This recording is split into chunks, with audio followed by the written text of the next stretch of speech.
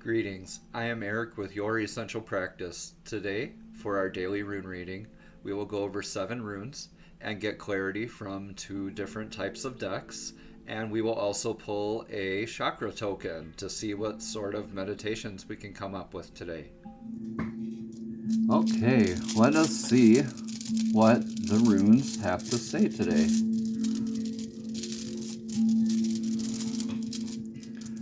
For past influences, look at that, the divine masculine again.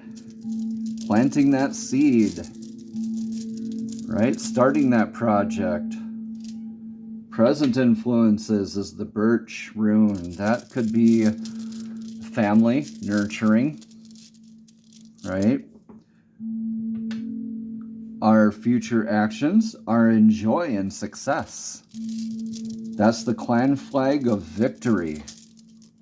Okay, this is present action for the best outcome. That's the elk rune, divine protection. Beautiful, beautiful, beautiful. Feelings are wrapped up in needs. Needs, delays, wants, desires.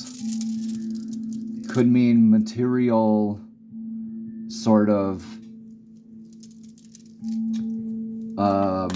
needs, right? Like raw materials even.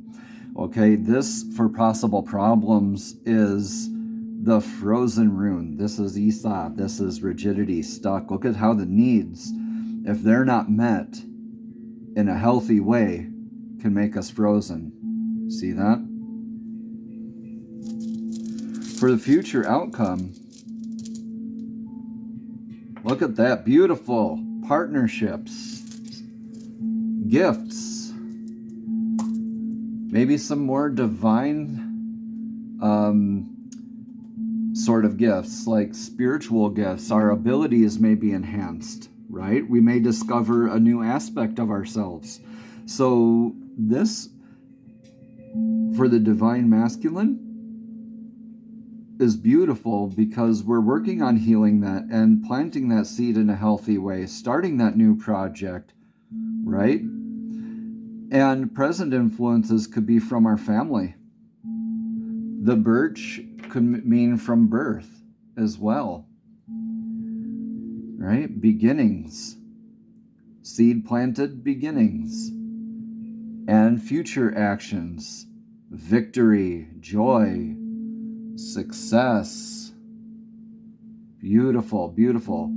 This could also mean a form of protection, but the elk rune is the divine protection. The elk is, I imagine an elk firmly planting his hooves into the topsoil, right? And holding his ground, just being all majestic, right? That is you, embodiment, right? That is the action we're taking right now. We're holding firm, knowing that we're divinely guided and protected. Our feelings can be in the 3D here with needs, wants. Okay, that could be a very problematic situation, or these could be constraints as well. Saying like, maybe I lost internet to upload my videos, or I need to have this, and this in place before I could do anything else. That is incorrect thinking. It's when we're accepting in the peace, knowing our divine masculine is healed, and we have successfully planted that seed, right? That we can overcome this. We can always rely on family for support, advice, wisdom, nurturing. Okay? Future actions indicate victory. So this could literally mean climbing that proverbial hill and planting your flag, knowing that we're divinely guided and protected.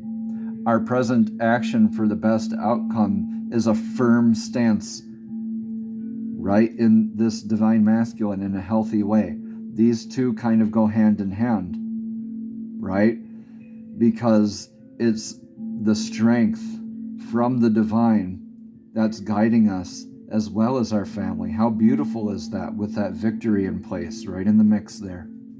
Possible problems are remaining frozen, stuck, rigid, being wrapped up in that 3D or a specific thought pattern or a specific practice, meaning it needs to be this specific detail in place before anything else can happen. That is incorrect thinking, like I said.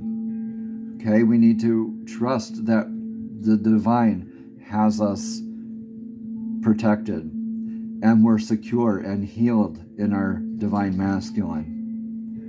Because the future outcome is partnership, it's success, it's gifts, literal gifts. Okay, when we're victorious, it could be easily misdirecting us into, oh yay, I got this, but now I need this. Now I need something else. Are we ever truly going to be happy and at peace? Because the divine says you're protected, so why are you focusing on this? Once you're caught into this deadlock of needs and desires or constraints, we need to find a way to work around them, right? Otherwise, we'll get stuck in the ice. We'll get frozen in wherever we are. Be it committing to a new practice or committing to any existing practice. This could mean blessings in the future, really. Abundance in partnerships, gifts, rewards. Okay, there's no inverse meaning to this, right? So it'll happen sooner or later because you're secure in that thought. But how do you want it to happen? Let's get some clarity from the divine. These are messages to the soul, straight from the divine. Divine, what message do you have for the collective today during today's daily rune reading? Divine, please show us. Oh, look at that. We have 2 cards, y'all. On the bottom of the deck, there's that loneliness. That's what you don't see, right? You can feel it, I'm sure. Let's go over forgiveness first. I acknowledge that harboring resentment blocks the flow of love. Okay? And then empathy. I am open to seeing both sides of a situation. So a lot of us may be stuck in a certain way of thinking, right? A certain aspect that it must make sense this way because it's the only way it's ever made sense to me before, sort of attitude. Forgiveness and empathy go hand in hand for divine healing and insights and downloads to occur.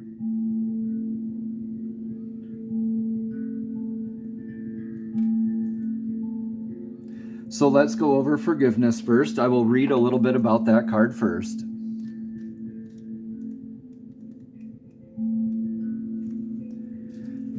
So for forgiveness, I acknowledge that harboring resentment blocks the flow of love. You can never flow with your natural energy of love unless you release the negative energy of hate, anger, intolerance, or blame. That victim mentality, right? Every soul in your path has free will, and you have no control over that.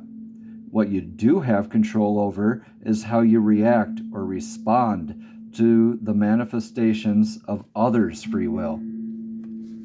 Holding on to that negative energy will strengthen karmic cycles, and forgiveness can break that pattern. The most important person you must learn to forgive is always yourself. And for a lot of us, that's the hardest. Blaming yourself for failures blocks the natural flow of love, which will attract all good things into your life. That sounds like a warning. There's some forgiveness that needs to go on, y'all, and we can only really achieve true forgiveness with true empathy. Let's go ahead and read some more about empathy. I am open to seeking both sides of a situation. Or seeing, I apologize. You don't truly understand others' motivations if you haven't lived their lives and seen the world through their eyes. It's so easy to judge another's behavior, matched up against your own, and label it as right or wrong. But you're missing an important part of the equation. The other person's history is and will be always their personal path. We are all sparks of the divine, with purpose here in the physical dimension, and we can all exert our free will. There's that free will again from the forgiveness card. Some of us have lost our way along the path to love, and it's a human reaction to judge others before examining their journey through their eyes with compassion. Your job is not to judge. Your job is to love and understand. Y'all, these go hand in hand so well. Forgiveness, empathy.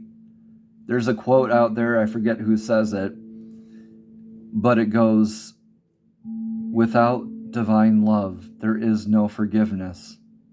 And there is no forgiveness without divine love. Let that sink in. Okay, fairies. Whew! Divine gave us a download, y'all. Do you have one for us too, fairies? What does the collective need to hear during today's awesome rune reading? I'm loving these energies. There's a lot of healing going on recently. A lot of people are mixed up in their heads, their thoughts, really, really into their heads.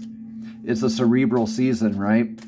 And we're on fire with that romance of Venus being in Leo still. Mars is also in Leo. We want to take action. We want to stand out. We want to be respected. We want to be first on the pedestal all the time. And that's a lot of 3D thinking. And it has us being pulled so many different ways. So fairies, please, do you have a message for the collective during today's divinely guided rune reading?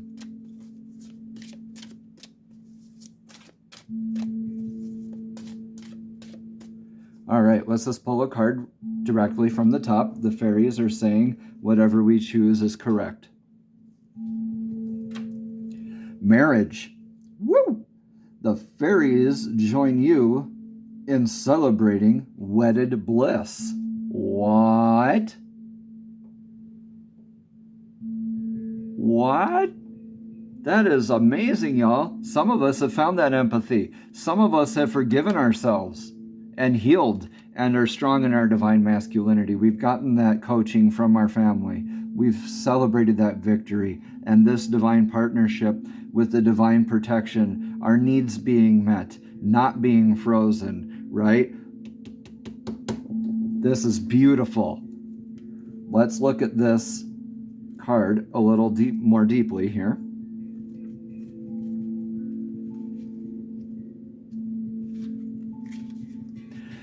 The fairies join you in celebrating wedded bliss.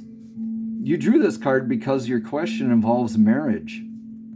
This particular card holds variable meanings, so pay attention to your body's reactions as we read the possible interpretations. So take what resonates, leave what doesn't. Take what resonates, leave what doesn't. Additional meanings for this card are congratulations, you're getting married soon. Or your marriage needs some healing and attention. Right there, forgiveness. Which the fairies will soon help you with if you ask. So the divine will protect us and guide us, right? All we need to do is ask. Have faith. Have that unwavering faith like we did when we planted that seed. And give that over to the divine. Because every choice that we make is correct in the divine. You'll soon meet someone significant at a wedding, or a relationship commitment is pending, or admit your true feelings to yourself regarding a marriage, or someone close to you is getting married soon, or your life purpose involves helping people with romance, matchmaking, relationships, and or weddings. So if none of those first ones resonated with y'all, definitely seek guidance in more relationship coaching, relationship advice. Maybe we're already in that arena, right? And we want to make that leap into relationship coaching, healing, divine feminine, divine masculine. And let me tell you, divine is telling you to go for it. I feel that so strongly. Let's see what chakra token we can come up with today.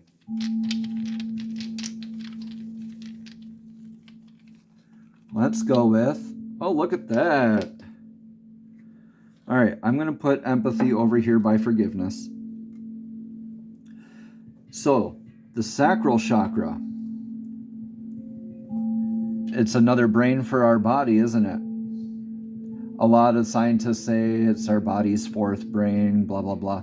Really, it is where we focus our light, where we find our gut instinct, our intuition starts from there. And when we address things in a healthy way, like we're watching what we eat, watching what we drink, watching what we practice, the body is a temple, right? This can only strengthen your solar plexus, right? It responds very well to physical stimuli. So the solar plexus mudra is one in each hand, okay? It's the ring and the forefinger joining with the thumb.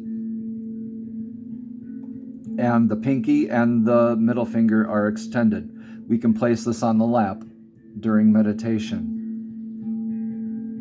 Or we can hold it over our abdominal area, which is above the belly button, but below where we breathe in from our tummy. That would be the diaphragm. So just below the diaphragm and above the belly button, right in there, okay? The colors yellow, green, gold are all very, very healthy colors for this chakra. And the sound for it is Ram, R-A-M.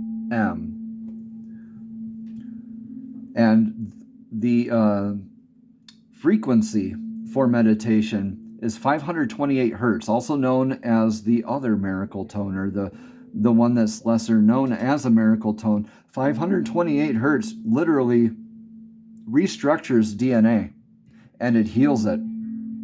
Perfect for the solar plexus, right? 528 hertz also incites divine miracles to occur. If you have any more questions about the 528 hertz or the divine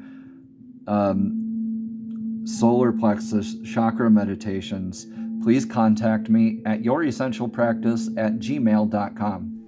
Wow, a lot of awesome healing work to be done, right? Those mudras, again, it's almost like, yeah, rock on, but not quite so, because it is the ring and forefinger together with the thumb.